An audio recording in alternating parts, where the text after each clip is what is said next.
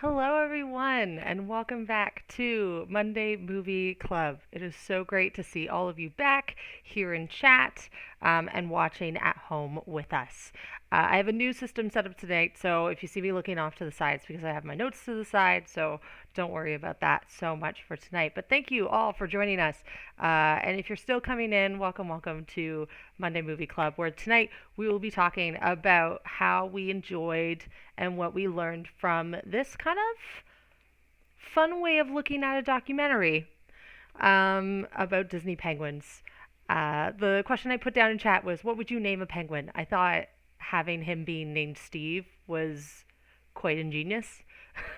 I would never uh, name a penguin Steve, um, but it's a good name. Just it's not the first one that comes to mind when I think of a penguin. But that was really great.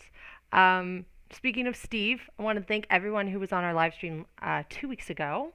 The end of October, where we had Steve Norton from Screamfish come on and join us in our conversation. You guys were incredibly welcoming and incredibly encouraging, and it was just nice to see our community reaching out and welcoming a friend of mine, but also someone in ministry who is doing this kind of context in regards to faith and film and interacting with our culture on a regular basis. So thank you for being the kind and loving community that you are to our co-host. We are looking to have another co-host in the near future, so bear with us as we do that as well. So thanks so much, everybody, for coming on tonight. Feel free to let us know your thoughts in chat and everything that went on for you. We're just going to transition now to just our guidelines and things. Here at Monday Movie Club, as always, we talk about films openly. So if you have not seen Disney Penguins and you would like to see it, please feel free. Know that this is a spoiler zone. We will be talking about it openly. So please feel free to pause this video or watch, knowing that some things in plot may be spoiled. In regards to that. For guidelines, continue to share about Monday Movie Club. Share your experiences, share your conversations, share this overall experience, not just online, but in person as we talk to one another. Participate, use the home discussion groups, watch with your family and friends, following all of the current guidelines, and continue to be kind and loving to one another. Thank you for being that kind of community. I know that it can be challenging when we're online, but you guys have been incredible in this field. So thank you so much for being just you. So I'm going to start off our discussion right now with this first question. What did you think about a more comedic approach to a documentary? You know, some documentaries that I've watched, and I feel like a lot of documentaries get this rep of being kind of dry, very fact filled, very telling a very specific story, a very sometimes hard story to hear in some cases.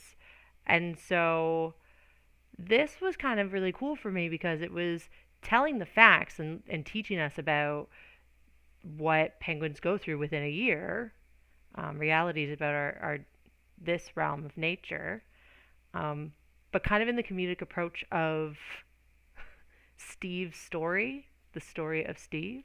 So I wanted to know, what did you guys think of that more humor approach, or maybe even storylined approach to a documentary type film?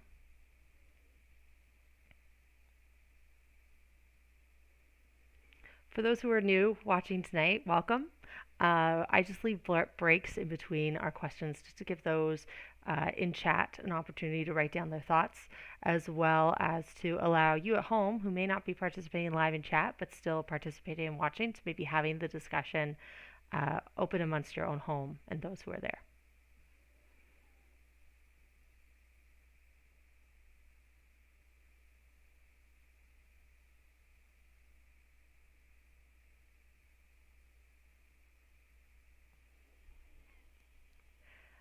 Let me just read a few coming off of chat on my second screen here. Nancy, I think it was able to reach the interest of more viewers of different ages.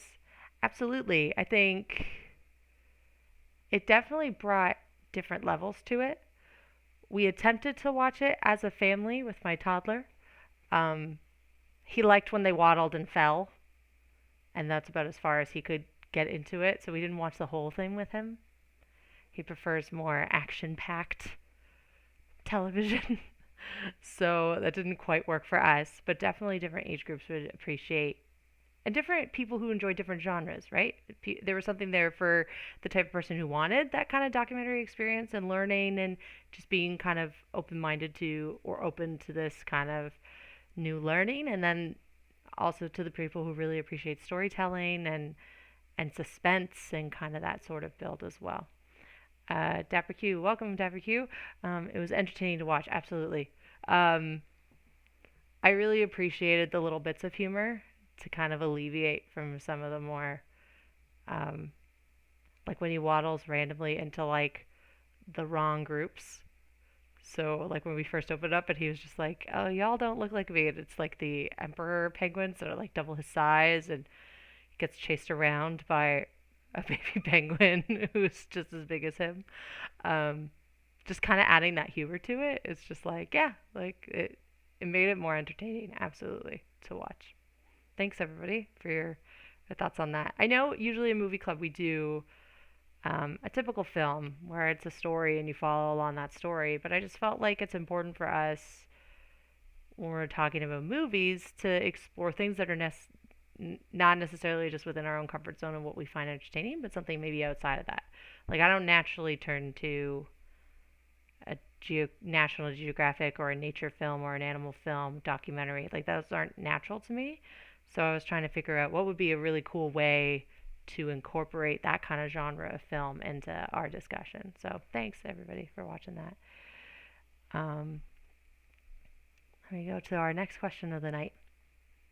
What behavior or facts about penguins did you find the most interesting?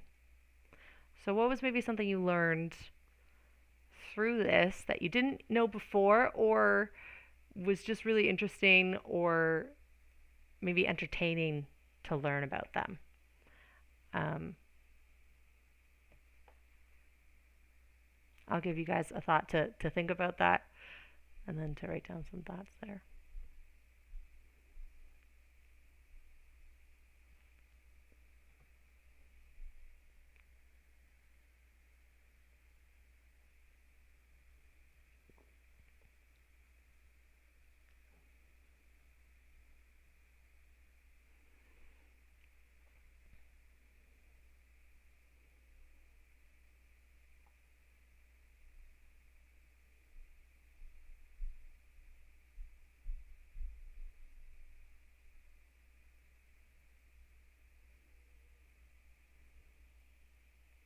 Let me read a couple that are coming in. If you're still thinking and typing them out, feel free to do that. I like the fact that after first meeting, mates are able to find each other year after year.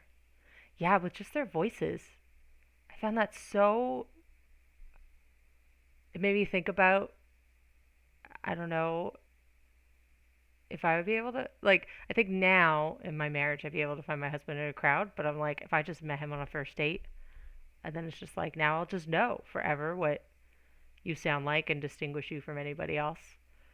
That would be. But I guess if you're a species that all look very similar, you need something to distinguish your mate from somebody else. But yeah, fascinating that year after year they can find each other.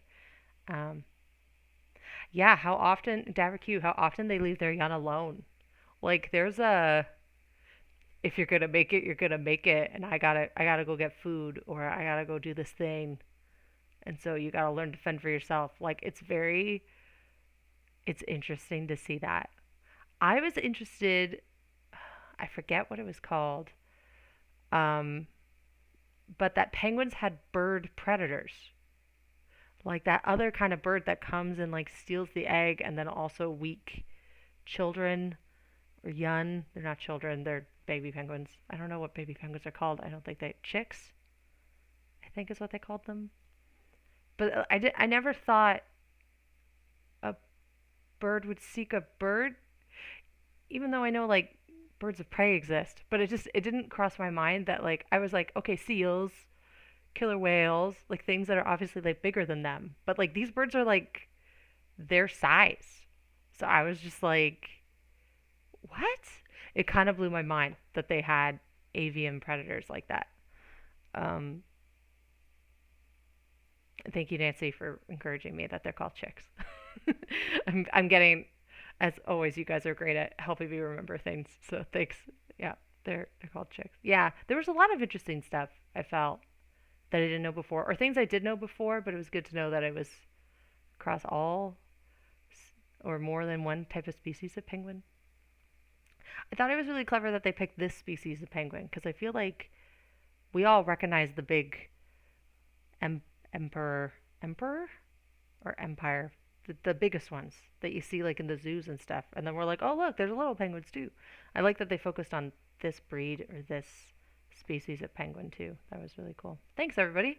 Um, if you're watching at home, feel free to comment in the comment section below during or after this video. What was the most interesting fact you learned? Uh, Here's a bit of a broader question, one less penguin specific. Uh, what does seeing the world around us tell us about God? So, taking the time to really learn about creation, learn about nature, learn about how the world operates in the animal kingdom, um, in the biology kingdom. If you're a person who is really into physics, like how that all works, if you're someone who is really into chemistry and how chemicals bond and stuff, like what does seeing the world in that kind of context tell us about God? Or maybe teaches you about God in general? I know it's a big question, so feel free to take your time to think about it and write your thoughts.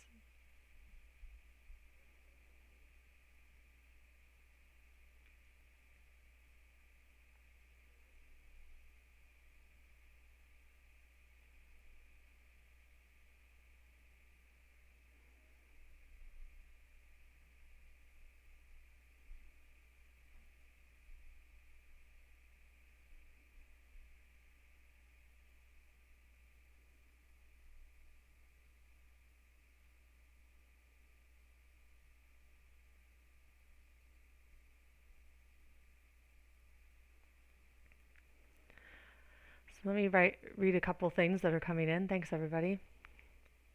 Dapper Q, that he made things for us to look at. Yeah, like he made things beautiful and interesting. That, we don't all just act the same. Like, it's very interesting and something that we can learn from. Uh,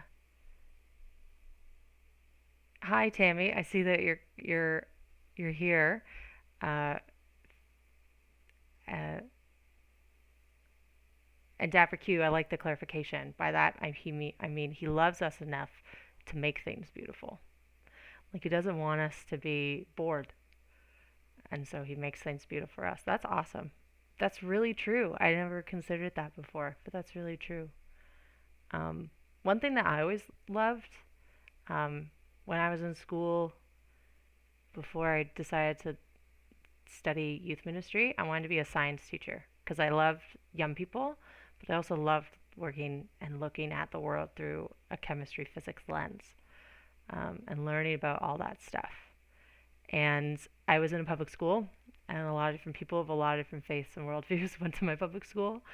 And I remember often enough, not all the time, but often enough, some people in my science classes to be like, you're a Christian, but like, you're studying chemistry. Like, doesn't that like negate what you learn? And I was like, no, it teaches me how thoughtful and detail oriented God is. Like, the way that he made sure that animals that look all the same had a way to meet each other, recognize each other's voices, and be able to meet for the rest of their lives. He thought that through. Like, it's incredible. It's incredibly thoughtful and incredibly detail oriented. Like, I love that about the God we serve. I love that about God, that he's considered those things. Because if I was creating the world, I wouldn't think that. I'd just be like, okay, male penguin, female penguin, go. I wouldn't think how they're going to keep meeting, how they're going to, like, I wouldn't think any of that stuff. Um, so, yeah, I love how when we see the world around us, I just think of how thoughtful and how much thought and care he took into making sure it works the way it does. I just think that's awesome.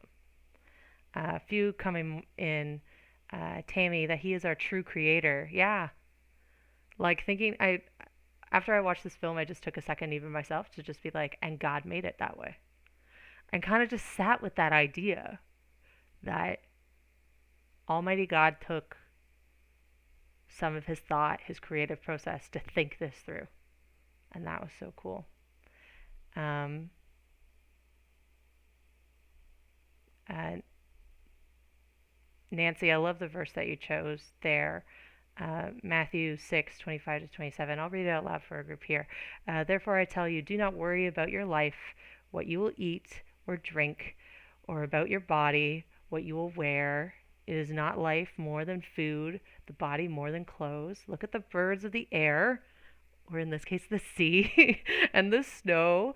They do not sow or reap or store away in barns, and yet your heavenly Father feeds them. Are you not more valuable than they are? Um, yeah, great verse to pick. And great to point back to what Dapper Q was saying. Like, he loves us so much to have thought this stuff through. That, of course, we would be taken care of as well. Great insights. Thank you, everybody. Um, it's just really cool that we can, as Christians through this lens of God as creator, know that it's a whole new aspect of just learning the facts about something, right? It could have been any animal or any aspect of creation, right? Like if we would have looked at a documentary about how volcanoes are formed or um, how, I'm trying to pick something within biology, how plants grow and the cellular attributes of that, we can, as Christians, know it's like, and God created it that way. And it brings us to this kind of appreciation for what God does. Um, and so that's awesome. Great insights. I'm glad that it not only taught you something about the world, but has also taught you something about God, hopefully, in this um, that was shown to you. So awesome. Thank you, everybody. Final question before my final thought. Uh, what is our responsibility when it comes to God's created world? So I know this one doesn't really talk about the influence of humanity on the environment, but it is a reality that we face on a regular basis. Issues of climate change, of pollution, of renewable resource and energies, things along those lines. And so my question is, what is our responsibility? What are we supposed to do? Or what does God tell us that we're supposed to do when it comes to this world? Not necessarily just the people within it, but the actual created world. I'll give a few minutes.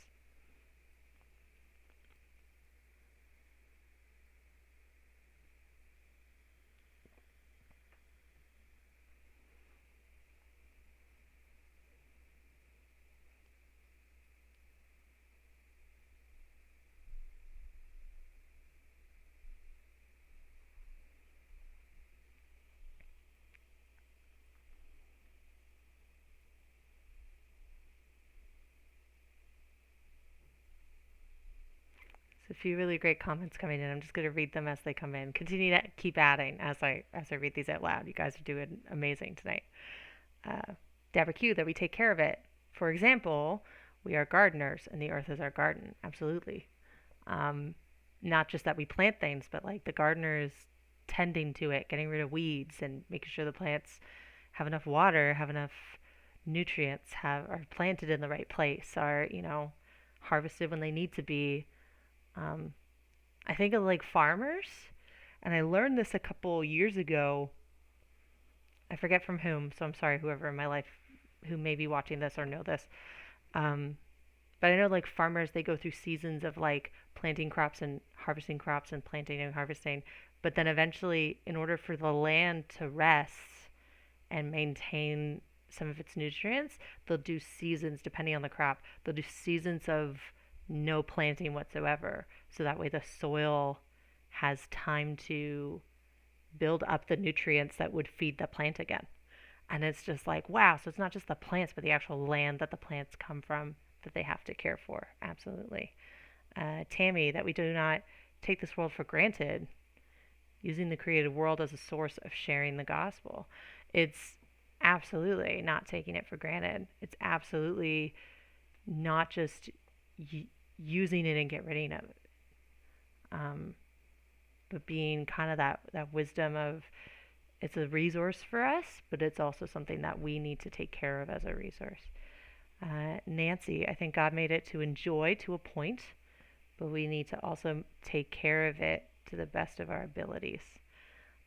Yeah, absolutely. To kind of that same thought.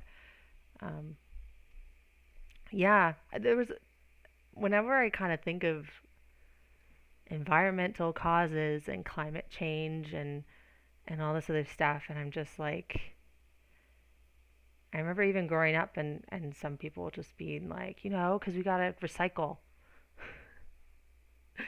Back when I was really, really little, I remember my mom telling me a story how recycling was like the new thing back in the early 90s or late 80s.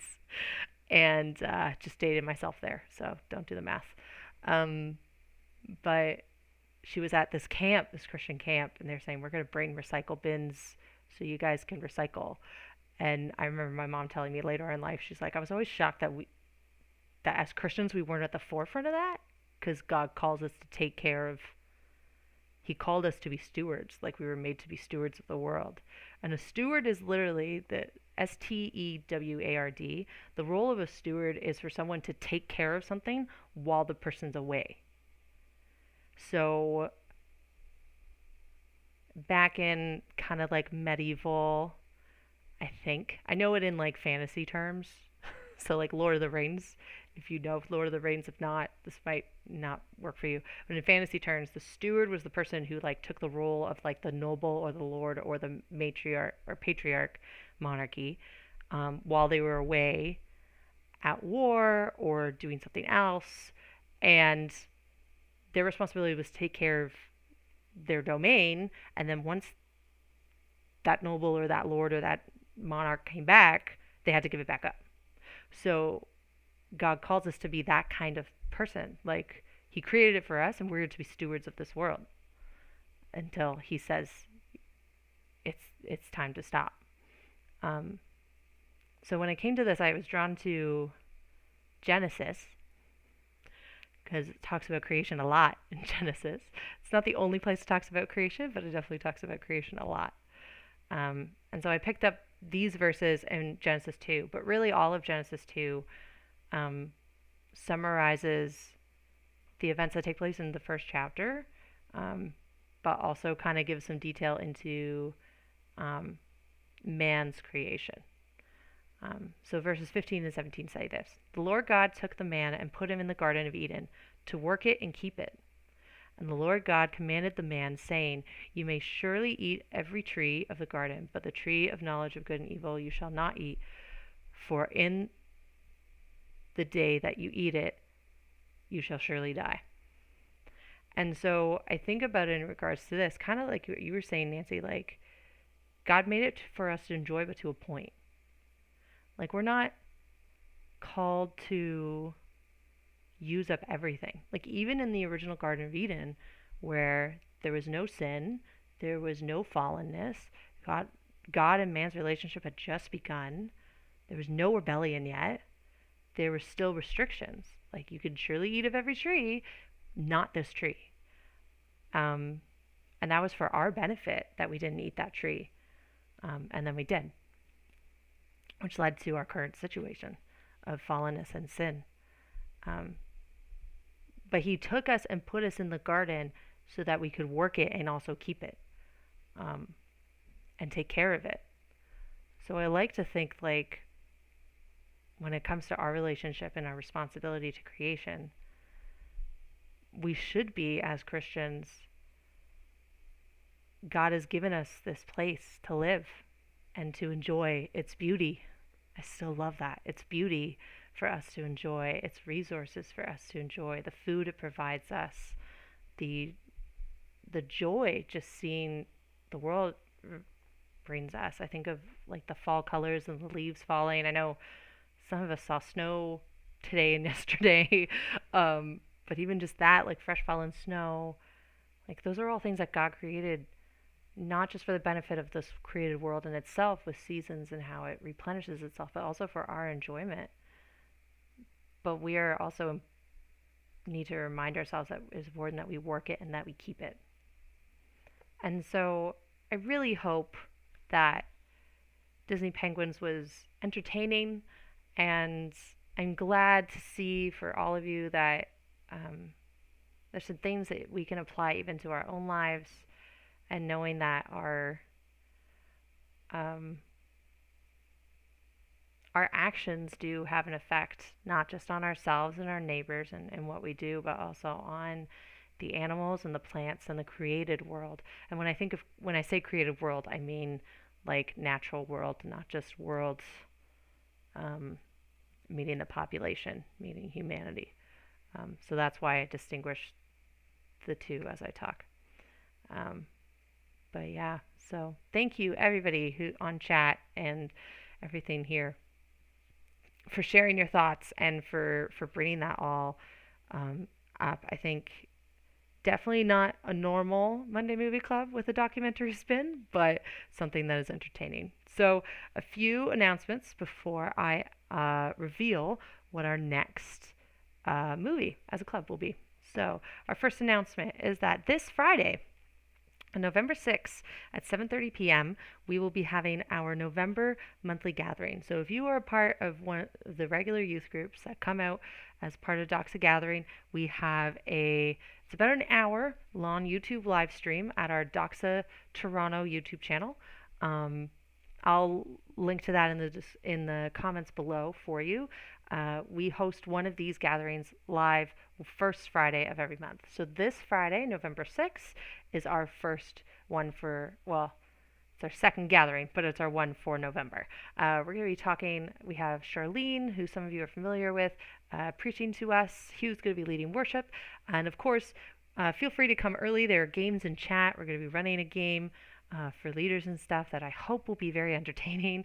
We're going to do a trial run of the game this week, so we're really looking forward to that. So please, if you're interested in just being a part or even just seeing what we do, please come to our Doxa Gathering. You're more than welcome to come and explore what we do on a regular basis. And this is kind of our best way of being able to, kind of like Movie Club, catch up in the chat and participate and meet with one another again without breaking any of the guidelines and meeting in person. As always, Bless Up. Bless Up is a new initiative of Youth Unlimited. That is a texting initiative created to give encouraging and loving text messages to those who might need a bit of a pick-me-up during this time.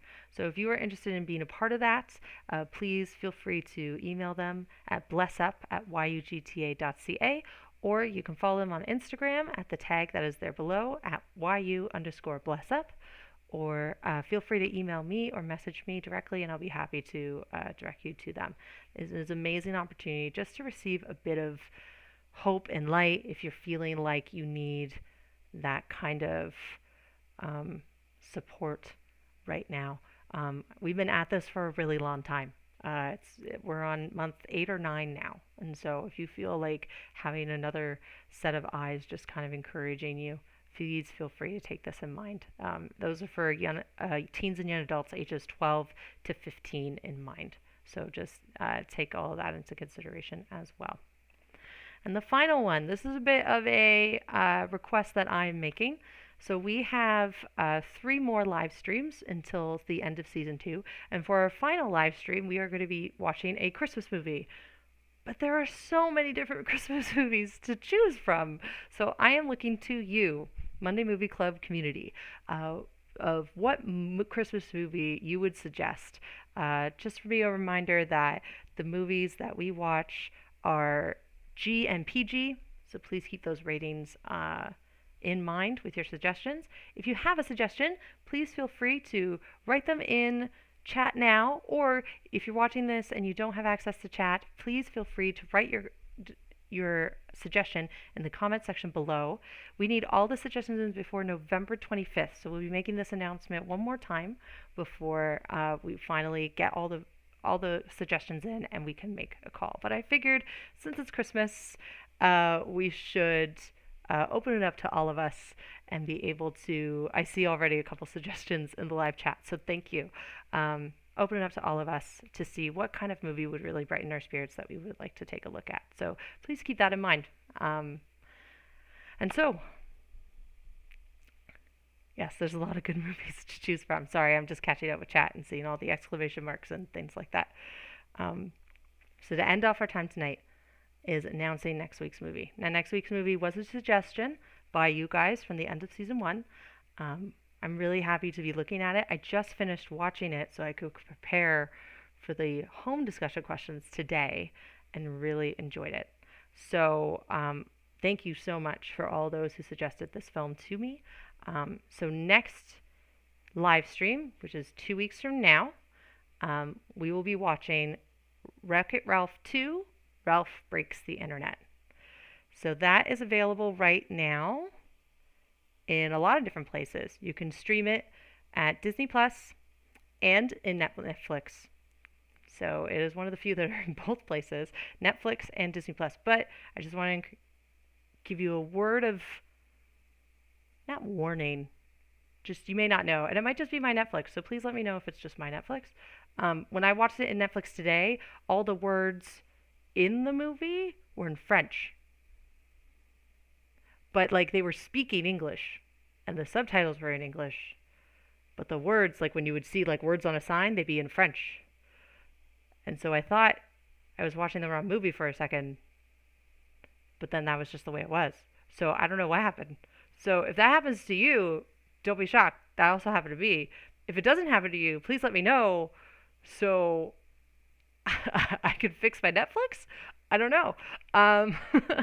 It's just an interesting thing that happened to me. So Netflix, Disney, you can also available for rent on Apple, YouTube, and Cineplex. Has this one title available to rent as well. So please check out.